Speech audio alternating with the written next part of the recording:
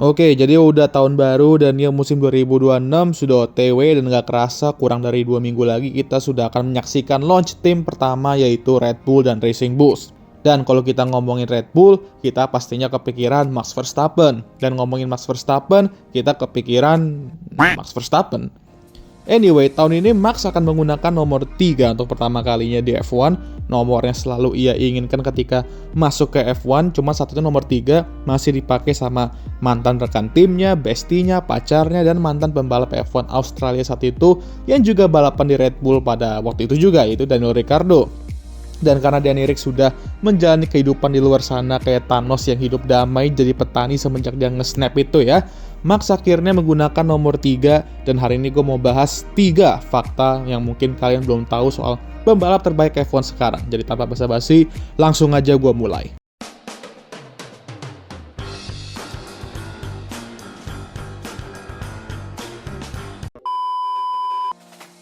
Oke, karena sekarang ini merupakan tanggal 3 Januari. Sorry maksud gue karena gue ngedit dan rekam video ini di tanggal 3 Januari walaupun upload tanggal 4 ya. Dan karena Max juga menggunakan nomor 3 musim ini, hari ini kita akan bahas 3 aja nih fakta menarik yang mungkin kalian belum tahu mengenai Max Emilian Verstappen. Kita tahu dia sudah mencapai rekor sana-sini, meraih prestasi besar, bapaknya pernah ninggalin dia di pom bensin, dan kita tahu dia baru saja gagal meraih gelar kelima itu. Jadi yang kalian kemungkinan tahu, ya gue nggak akan sebut lah kemungkinannya. Jadi hari ini kita akan bahas 3 fakta yang mungkin kalian belum tahu. Kalau kalian udah tahu, ya udah cukup ya udahin aja ya kan. Oke dah, langsung aja kita mulai dari fakta pertama. Mungkin berapa orang ada yang nggak tahu fakta ini, tapi Max Verstappen memiliki pole to win rasio tergede di sejarah F1 sekarang dengan catatan lebih dari 1 pole. Karena kalau kita hitung yang 1 pole juga, ya well, ada GOAT 1 ini ya dengan rasio paling tinggi itu 100%. Karena pole cuma 1 dan di-convert ke kemenangan ya kan. Tapi ya kalian lihat jumlah pole dan kemenangan Max di F1 sejauh ini emang rada jomplang sih. Max sendiri cuma memiliki 48 pole walaupun kemenangannya udah 7 poin lebih. Tapi dari 48 pole itu 37 berhasil dia convert jadi kemenangan. Bayangin aja guys, cuma kecolongan 11 kali dan bahkan sampai sekarang dia lebih banyak convert jumlah pole shots jadi kemenangan untuk dirinya sendiri. Itu berarti dia memiliki rasio 77,1% pole to win. Dan fun fact, kalau bukan karena strategi jenius Sheldon Cooper McLaren di Qatar kemarin, ini nggak akan jadi conversation dan fakta sebenarnya. Tapi hey, dia juga yang sebenarnya merusak pole to win rasio Oscar sejauh ini di Qatar itu. Jadi kita layaklah bicarakan ini ya. Sesuai teori Gilang 2020, pembalap yang mampu convert pole to win ialah pembalap yang secara package itu sudah lengkap sebenarnya. Dan itulah Max Verstappen. Lengkap dia, kurangnya cuma 1. Apa tuh bang? Ya itu, 1. Nah, fakta kedua, dan ada alasan kenapa gue naruh alasan ini jadi fakta kedua sebenarnya ya. Jadi kalian tahu kan bahwa di F1 pastinya akan ada combo father and son, duo lah yang pernah balapan di F1 atau kasarnya ya nepotism. Nah, dari combo father and son itu ada yang dua-duanya berhasil menjadi juara dunia seperti Keke dan Nico Rosberg, lalu Graham dan Damon Hill. Namun ada juga yang cuman fathernya yang juara dunia seperti Michael Schumacher. 7 kali Jordan, namun Mick gagal juara dunia dan bahkan Doi gagal bertahan lebih dari 3 musim di F1. Lalu ada Nelson Piquet dan anaknya Nelson Piquet Jr. yang terkenal dengan aerobatiknya di Singapura pada tahun 2008. Tapi untuk father and son Verstappen, ini merupakan kedua kalinya kejadian di F1 ya, di mana anaknya yang juara dunia dan bukan ayahnya. Nah, paham kan kenapa gue masuk ini ke fakta kedua ya? Yang pertama itu sebenarnya father and son Gilles dan Jacques Villeneuve ya, di mana gue agak sedih aja kalau mengingat Gilles ya. Tapi mimpinya mampu dilanjutkan oleh anaknya Jacques di 1997. Yang kemungkinan nanti akan gue bahas juga tuh ya karirnya Jacques Villeneuve ya di bulan ini atau bulan depan gue nggak tahu.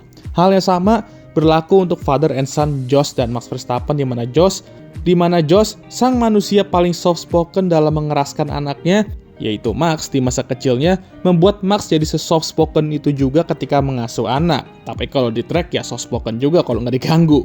Singkat cerita, Max mampu menjadi jauh lebih sukses dari ayahnya dengan meraih 4 kali gelar juara dunia, 70-an something kemenangan dan 100-an something podium. Dan ya masih banyak lagi. Sesuai dengan teori Emil 2020, terkadang ayah menginginkan yang terbaik untuk anaknya. Beberapa ada yang sangat careful agar anaknya tidak terbebani, ada juga yang keras ke anaknya agar mereka tuh mencapai target itu, dan ada juga Jos Verstappen. Jadi itulah fakta kedua ini, di mana duo Verstappen menjadi combo father and son kedua F1 di mana anaknya tuh yang jadi juara dunia dan bukan ayahnya. Oke, kita ke fakta terakhir dan ketiga. Dan ini fakta yang menurut gue jadi fakta underwhelmingnya dia, dan mungkin kekurangannya selain satu tadi itu. Dan ada alasan lagi kenapa gue juga taruh ini jadi fakta ketiga.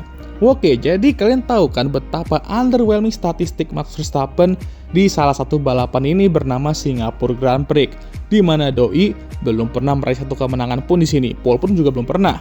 Dan sampai saat ini selalu menjadi track kryptonite dia. Karena cuma track ini aja yang dia tuh belum jajan rempah-rempah, tapi ya kita semua sudah tahu fakta itu. Cuman yang mungkin kalian belum tahu ialah Max Verstappen dari 367 lap yang dia komplit selama karirnya balapan di track Marina Bay Circuit ini, dia cuma memimpin balapan di track ini sebanyak 3 lap doang. Yes, 3 lap doang guys. Dan itu terjadi di 2018. Bahkan, pembalap asal Italia yang baru balapan di track ini sekali aja yaitu Antonio Giovinazzi, itu mampu memimpin balapan di track ini 4 lap loh, 1 lap lebih dari Max Verstappen di 2019 kemarin. Jadi ya selain emang belum pernah menang dan pole juga, ini track juga menyimpan beberapa fakta-fakta underwhelming tersembunyi juga untuk Max Verstappen. Aneh juga ya kenapa beberapa atlet terbaik dalam sport tuh selalu aja ada kryptonite-nya di suatu event. Kayak Lindan di badminton contohnya, nggak pernah menang Indonesia Open. Padahal semua gelar udah disikat sama Doi ya kan. Lalu di MotoGP, Marc Marquez selalu ngaco kalau balapan di Mandalika. Bentar ini kenapa Indonesia semua ya? CR7D belum menang Pildun dan OTW sepertinya ya. Dan ya Max Verstappen itu di Singapura kryptonite-nya. Yaitu selaras dengan teori Gilang 2019 yang menyatakan bahwa para atlet manapun itu ujung-ujungnya juga manusia. Manusia yang menyerupai alien kayak Marc Marquez dan Max Verstappen pun juga memiliki kelemahan atau kekurangan. Dan ya itulah indahnya manusia. Gak ada yang sempurna karena yang sempurna itu hanyalah Tuhan. Oke, jadi begitu aja 3 fakta menarik yang gak menarik-menarik banget dan mungkin kalian belum tahu juga. Tapi kalau kalian udah tahu, ya cukup, ya udahin aja seperti yang gue bilang tadi. Sepertinya ini akan menjadi ritual video awal tahun dimana gue tuh membahas fakta-fakta menarik mengenai satu pembalap. Atau ya gue bisa jadi ini video biasa aja ya kan. Entahlah, lihat mood dulu nanti ya gimana. Jadi ya wes, sekian video kali ini. Gimana menurut kalian? Jangan lupa like, subscribe, dan share video ini. Dan jangan lupa juga untuk menyalakan lonceng notifikasi agar kalian semua tahu ketika gue ngupload video baru. Jangan lupa juga untuk follow Instagram gue, Daya Abang Ada Capek. Seperti biasa videonya kalian tutup oleh Ara ara, sayonara.